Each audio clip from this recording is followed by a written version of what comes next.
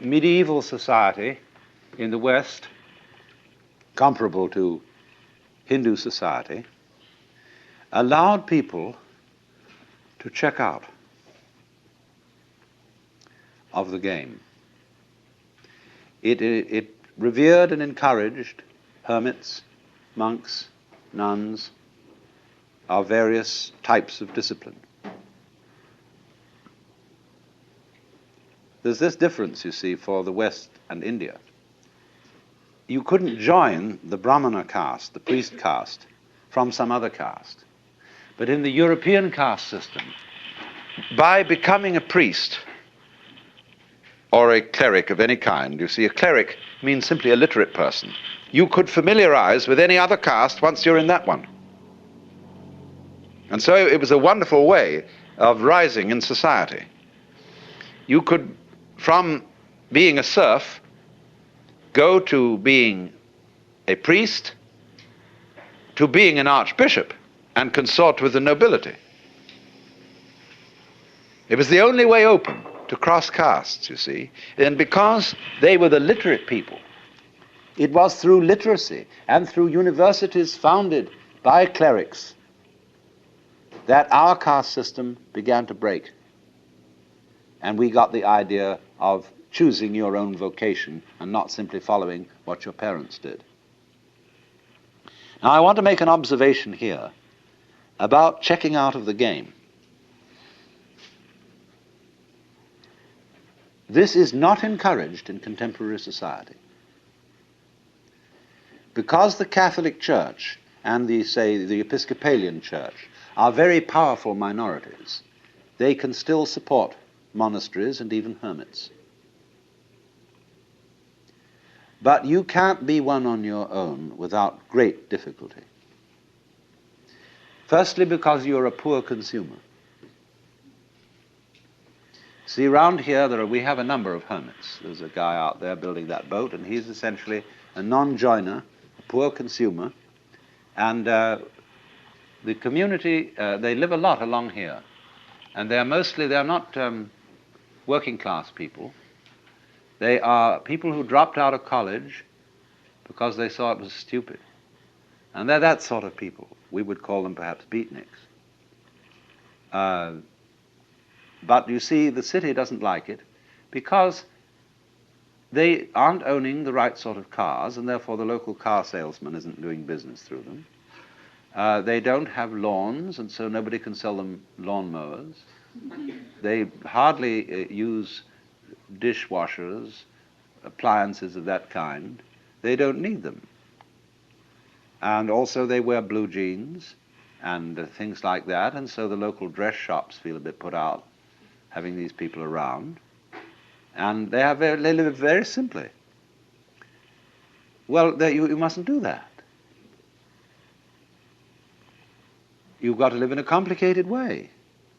And you've got to have the kind of car, that identifies you as a person of substance and status and all that. So there's a great problem here in our society. Now, why is there this problem? There's always a very inconsiderable minority of these non-joiners or people who check out of the game.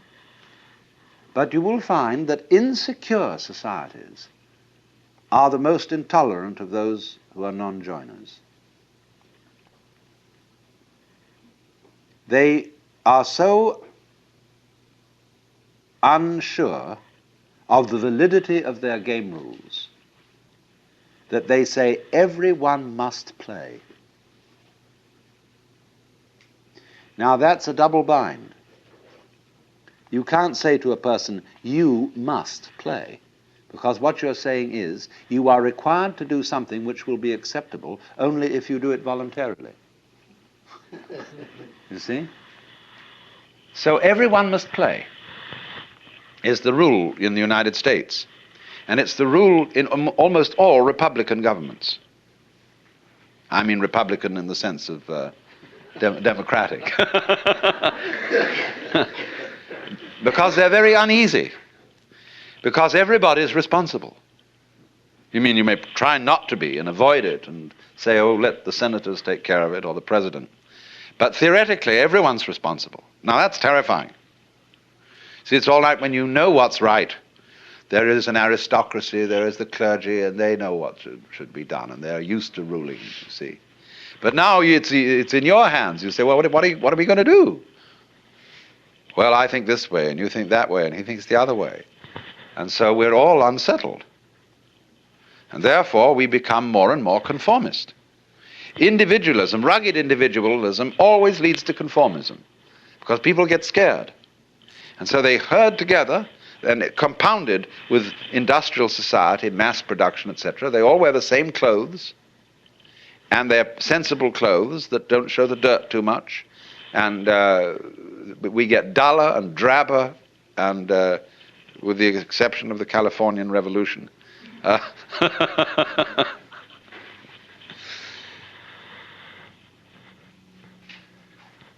So the reason for this is, in a way, that democracy as we have tried it started out on the wrong foot. You see, in the scriptures, the Christian scriptures, it says everybody is equal in the sight of God.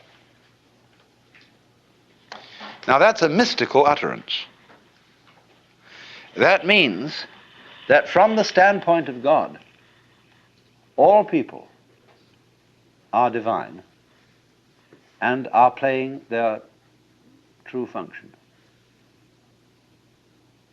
And that is something that is true on a certain plane of consciousness.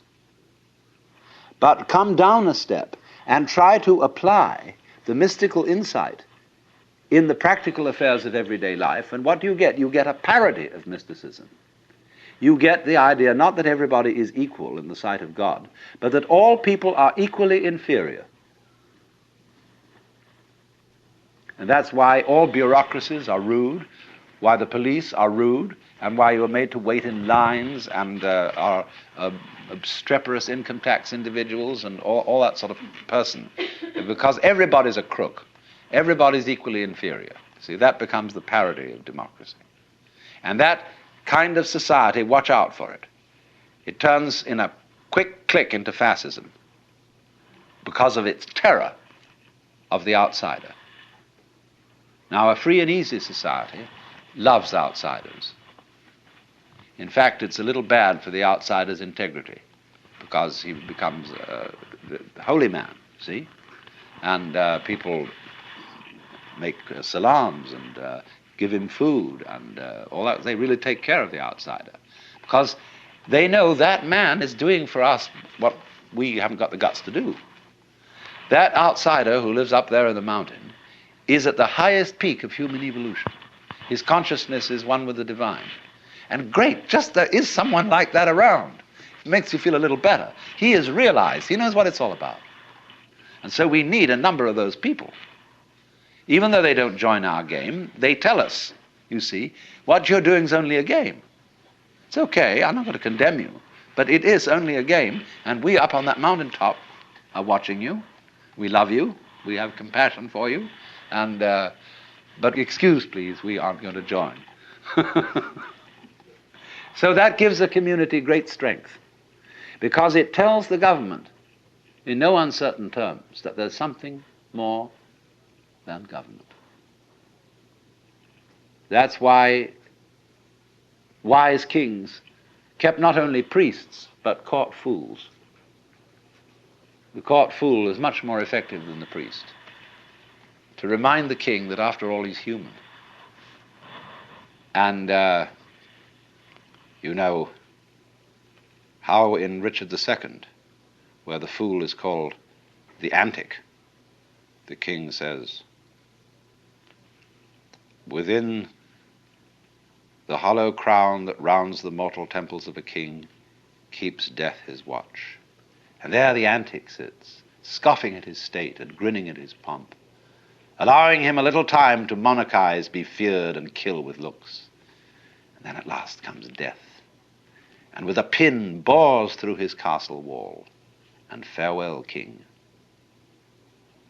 See, always this reminder of the priest or of the antic to the royalty, to the government. You are going to die. You are mortal. Don't give yourself airs and graces as if you were a god. as king. You are only a representative of God. And there is a force, there are domains way, way beyond yours and way, way higher. But it's very difficult for a Republican government to realize that, because it's insecure. And therefore, in our present world, you cannot abandon nationality without the greatest difficulty. People who try to abandon nationality get constantly deported from one place to another. You must belong to this thing, as Thoreau put it. However far into the forests you may go, men will pursue you and compel you to belong to their desperate company of oddfellows.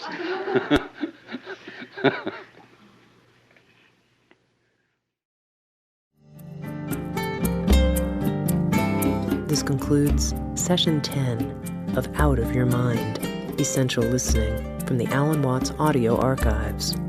Our program continues with Session 11.